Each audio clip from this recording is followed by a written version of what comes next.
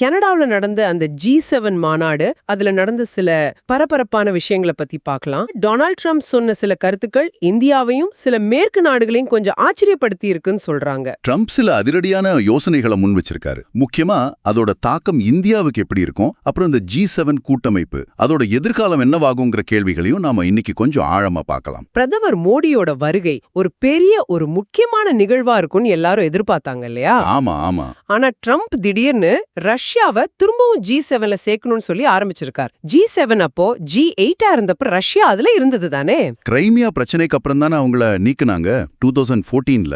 சரிதான். ஆனா ட்ரம்ப் என்ன சொல்றாருன்னா, ரஷ்யாவை நீக்குனதே ஒபாமா செஞ்ச தப்புன்னு அவர் சொல்றாரு. அது மட்டும் இல்ல, சீனாவையும் இல்ல சேர்த்து G7 G9 மாத்தணும்னு ஒரு யோசனை சொல்லியிருக்காரு பாருங்க. ஒரு பக்கம் அமெரிக்கா பாதுகாப்புத்துறை சீனாவை ஒரு அச்சுறுத்தலா பாக்குறதா சொல்றாங்க, இன்னொரு பக்கம் ட்ரம்ப் இப்படி சொல்றாரு. ஆனா இதுல நாம கவனிக்க வேண்டிய ஒரு விஷயம், இந்தியாவோட பேரையே அவர் சொல்லல.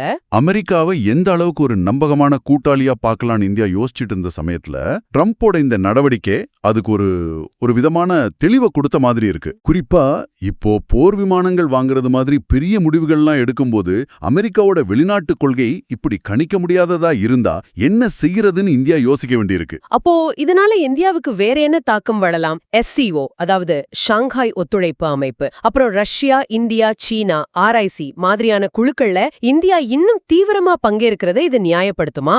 ட்ரம்பே சீனாவை G7ல சேர்க்க பேசும்போது இந்தியா ஏன் SCO அல்லது RICல இருக்கக்கூடாதுன்னு அமெரிக்கா கேட்டா அவங்க ட்ரம்ப் சொன்னதே சுட்டிக்காட்டலாம் இல்லையா? ஒரு லாஜிக்கல் பாயிண்டா அமையுது. நம்ம பாதுகாப்பு அமைச்சர் ராஜ்நாத் சிங் கூட SCO கூட்டத்துக்காக சீனா போறதும் இதோட பொருந்தது பாருங்க. ட்ரம்ப் மாநாட்டுல இருந்தே பாதியிலே கிளம்பிட்டாருன்னு சொல்றாங்க. ஆமா, அது ஒரு பெரிய விஷயம் ஆச்சு. பிரான்ஸ் அதிபர் மேக்ரான் வேற இஸ்ரேல் ஈரான் போர் நிறுத்தத்துக்கு ட்ரம்ப் போறாருன்னு ஒரு மாதிரி கிண்டலா சொல்ல, அதுக்கு ட்ரம்ப் சமூக வலைதளத்துல ரொம்ப கோபமா ஏதோ பதில் சொன்னாராமே.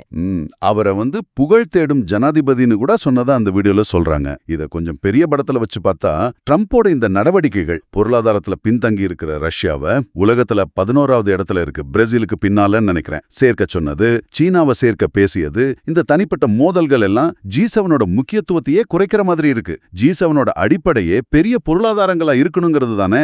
ரஷ்யா அதுல பொருந்தலையே. இதனால G7 இனிமே ஒரு சீரியஸான மாநாடு இல்ல போல. இந்தியா எதிர்காலத்துல பிரதமருக்கு பதிலா நம்ம வெளியுறவு அமைச்சரை அனுப்புனாலே போதும்னு கூட சிலர் நினைக்கிறாங்களா? அப்போ G20 மாதிரி அமைப்புகள் தான் இனி முக்கியத்துவம் பெறுமா? அது விவாதத்துக்குரிய விஷயம்தான். G20ல இன்னும் நிறைய நாடுகள் இருக்கு, வளரும் நாடுகளும் இருக்கு. ஒருவேளை அந்த வீடியோ கருத்துப்படி அங்க இந்த மாதிரி குழப்பங்கள் குறைவா இருக்கலாம். ஆனா G7 அதோட பழைய அந்தஸ்தை இழந்து வருதுங்கிற ஒரு எண்ணம் பரவலா இருக்கிறது உண்மைதான். ஆக மொத்தத்துல இன்னைக்கு நம்ம பார்த்த முக்கியமான விஷயங்கள் என்னன்னா, ட்ரம்போட G7 விரிவாக்க யோசனைகள், அதுல ரஷ்யா சீனாவை சேர்க்க சொன்னது, அப்புறம் அதுல இந்தியாவோட பேர் இல்லாதது, இதனால அமெரிக்காவோட நம்பகத்தன்மை பத்தின ஒரு தெளிவு இந்தியாவுக்கு கிடைச்சதுன்னு சொல்லலாம். SCO, RIC மாதிரி குழுக்கள்ல இந்தியா பங்கேற்பதை நியாயப்படுத்த இது ஒரு வாய்ப்பா அமையலாம். கடைசியா G7 கூட்டமைப்போட எதிர்காலமே ஒரு கேள்விக்குறியா இருக்கு. நீங்க யோசிக்கிறதுக்காக ஒரு கடைசி விஷயம் சொல்றேன்.